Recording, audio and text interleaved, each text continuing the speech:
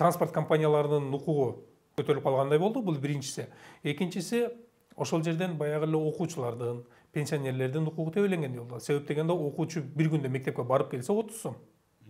Аны эгерде апасы же атасы алып барып келе турган болсо 60 сом болот. Барып келген эле. Алардын айлыгы көтөрүлгөн жок.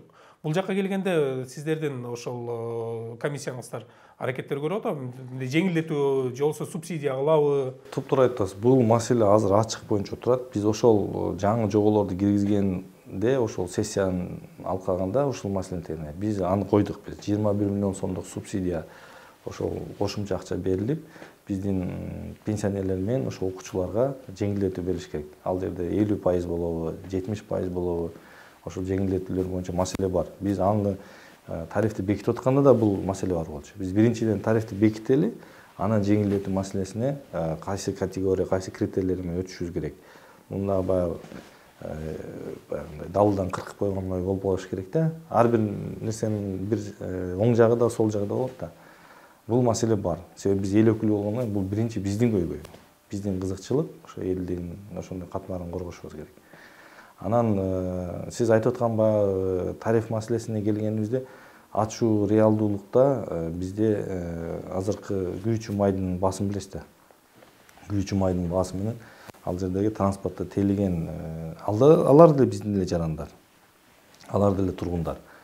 Такыр эле аларга эле жок, силер кымбаттата албай атасыңар, этпешиңер керек, силер бекер эле ташыгыла деп да кантип айта аласыз. Реалдуулукта болбойт да. Эки тараптуу, эки жактан тең мындай калыс карашыбыз керек да. Ошол себептен ушул кадамга келдик.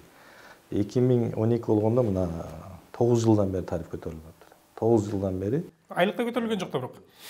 Жанагы дизелдик күйүүчү майдын баасы 35 сом болгон экен. Азыр 60 сом өтүп кетти. Алардын аргументтери мындай туура болуп атат да. Бул жерде реалдуулукта бизде коомдук транспорттун мамлекет тарабынан баягындай субсидияга өтүп, ансыз деле субсидия болуп атат. Мамлекет тарабынан мындай чоң каржы бөлүнүп ушундай неме болуш керек болуп атат да. Бирок реалдуулукта ал сөз менен айтканда акча салыш керек болот. Акча салыш керек болот мамлекет. Мамлекет ушуга чейин деле акча салып, мындай каржылап келатат, бирок ал нерсе өзүнө кайра неме кайтып келбейт. Буну билебиз биз. Автобусту алып киргенден 10 жылга жетпей эле автобусту кайра эскирип калып атат.